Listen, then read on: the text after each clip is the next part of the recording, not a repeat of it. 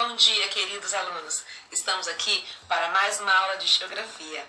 Abram o livro de vocês a partir da página 105 e acompanhem conosco a videoaula que nós preparamos para vocês. Nós vamos explanar 3 assuntos. O tema vai ser terras em uma comunidade urbana, zoneamento das cidades e o plano diretor e, por último, territorialidade nas cidades. Acompanhe a aula conosco. Vamos lá! Geografia. Tema: terras em uma comunidade urbana. Quando um bairro é organizado em uma cidade, a área disponível, pertencente a uma pessoa, empresa ou município, é dividida em vários terrenos ou lotes. O modo como esse espaço foi dividido é determinado pelo planejamento inicial ou pela maneira como a sociedade que vive ali se organizou. Dessa forma, tais lotes e prédios residenciais, comerciais ou industriais são denominados bens imóveis. E a quem pertencem esses bens imóveis? Dependendo do objetivo para o qual o bem imóvel se destina, ele pode pertencer a pessoas que constroem prédios residenciais ou comerciais como fonte de lucro, são os empreendedores, aqueles imobiliários. Podem pertencer também as pessoas de diferentes níveis sociais e econômicos. Por meio de financiamentos ou de recursos próprios, elas compram os lotes, os apartamentos ou as casas para morar. Também podem pertencer a grandes empresas ou indústrias que necessitam de amplo espaço para desenvolverem suas atividades. Nós vemos aí a foto da Casa Publicadora Brasileira, editora do livro de vocês. Também podem pertencer ao próprio município. Pertencem ao poder público as ruas, as calçadas, os prédios, os parques, as praças públicas e algumas terras que ainda não foram ocupadas. E aí temos o lindo Jardim Botânico.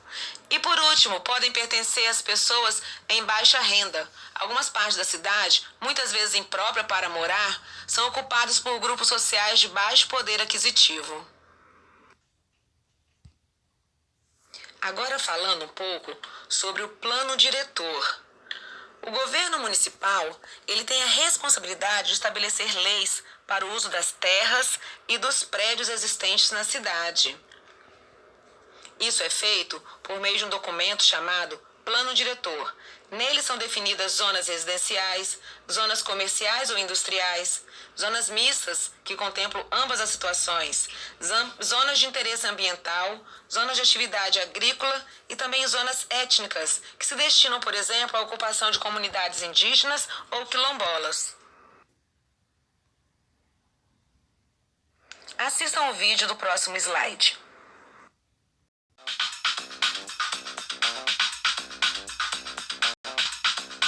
Sabe o que a cidade perguntou para o cidadão? O que eu vou ser quando crescer? Quando o cidadão não sabe a resposta, tem coisa errada aí. No Brasil, desde 2001, existe uma lei federal chamada Estatuto da Cidade, que determina que todo município com mais de 20 mil habitantes deve ter um plano diretor. O plano diretor é um documento municipal que deve definir cada cidade. Deve orientar todas as ações que interfiram no território da cidade. É por isso que, por definição, já não faz sentido uma cidade copiar o plano da outra. O plano diretor é muito mais que um conjunto de leis que proíbem isto ou permitem aquilo. Como bem diz o nome, trata-se de um plano. É um importantíssimo instrumento de planejamento das cidades. E um plano, para ser bom, começa estabelecendo claramente os seus objetivos. O plano tem que considerar e responder questões fundamentais sobre a cidade. Como é esta cidade? Qual o perfil de seus habitantes? Quais suas características mais marcantes? Por onde ela pode se desenvolver melhor? Onde esta cidade quer chegar nos próximos anos? Uma cidade não se desenvolve por acaso. Uma cidade reconhecida como industrial, por exemplo, deve ter um plano que apoie o seu melhor desenvolvimento neste sentido. Uma cidade lida constantemente com interesses e valores conflitantes. Esta é a natureza da cidade. E para dar conta disso, um plano diretor inteligente tem que ganhar força pela integração de várias ações.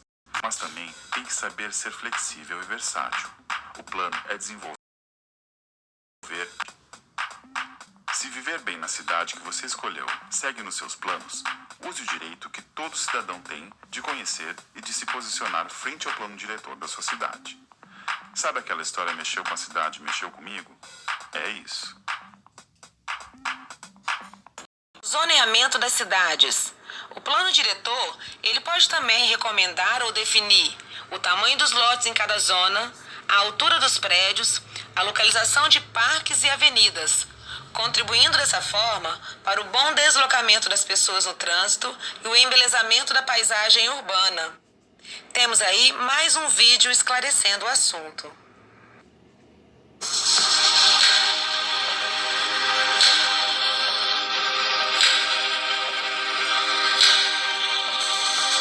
Bom mesmo é morar perto do trabalho. É ou não é? Assim como é bom morar perto da escola, do mercado e do hospital, da pracinha e da padaria, da creche e da farmácia. É bom morar perto do cinema, do bar e do restaurante. Poder resolver as coisas do dia a dia a pé ou de bicicleta com segurança. É bom ter ônibus e metrô logo ali, quando precisar ir mais longe. É bom morar perto das pessoas que a gente conhece e das pessoas que a gente ainda poderá conhecer. Quando tudo isso de bom pode acontecer perto de onde você mora, quer dizer que você mora num bairro de uso misto.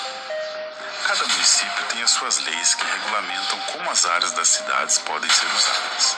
São as leis de zoneamento, que dizem o que pode e o que não pode ser feito em cada lote, em cada terreno. Um lote pode ser de uso residencial, comercial, industrial ou institucional, que em geral é onde são construídos os prédios públicos, as escolas e universidades, os hospitais e postos de saúde. Um bairro de uso misto é mais seguro, porque tem mais gente circulando em diferentes horários do dia. Pense num bairro comercial ou só de escritórios. Depois das 6 horas da tarde, vira um deserto. Um bairro só de moradias, muitas vezes, apela para a segurança particular paga pelos moradores. Bairros de uso misto fazem bem para a saúde, das pessoas que caminham mais e da própria cidade, que tende a ficar mais sustentável pela redução do uso do carro. Um bairro de uso misto tem mais diversidade, portanto, mais encontros, portanto, mais cidade. Bom mesmo é quanto mais gente usar mais e melhor a cidade. É ou não é?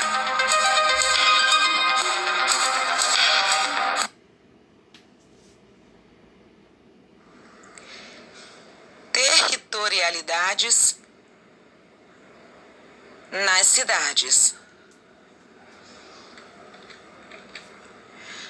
É a dinâmica que envolve o uso de um território, construído gradativamente pelas pessoas que dominam esse espaço, de acordo com as necessidades individuais ou coletivas. É o processo que dá identidade própria aos lugares, a partir das atividades que são desenvolvidas ali. Como estamos vendo na imagem, nós temos recebido muitos estrangeiros, originários especialmente de países africanos, sul-americanos e asiáticos. E eles podem ser vistos em diferentes locais, comercializando produtos ou realizando festas culturais típicas de seu país de origem.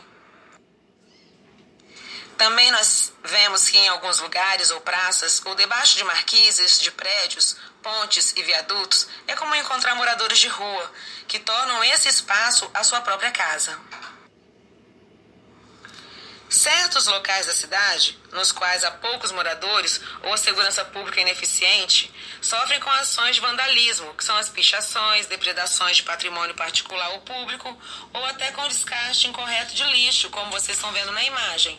Também, outros espaços, normalmente ignorados pelo poder público, tornam-se pontos de tráfico e uso de droga. Isso, muitas vezes, afasta desses locais os moradores que não compactuam com tais práticas. Alguns bairros ou ruas podem apresentar características específicas como áreas residenciais nobres projetadas para a população de alta renda ou localidades carentes desprovidas de infraestrutura e serviço. Também vemos zonas determinadas a áreas que são dedicadas a alguma atividade específica, como a prática de esportes, e atraem pessoas que apreciam aquilo que é realizado nesses lugares. Certas ruas se caracterizam pelo predomínio de algumas atividades comerciais, como a venda de autopeças e roupas para festas, e são frequentadas por pessoas interessadas nesse setor econômico. Nós podemos ver aí na parte de cima uma foto da rua 25 de março e também uma foto da feira de Caruaru. Locais como as pracinhas, contendo brinquedos, compõem uma territorialidade frequentada pelo público infantil. Bom, assim foi a nossa aula de hoje. Um grande abraço a todos. Fiquem com Deus.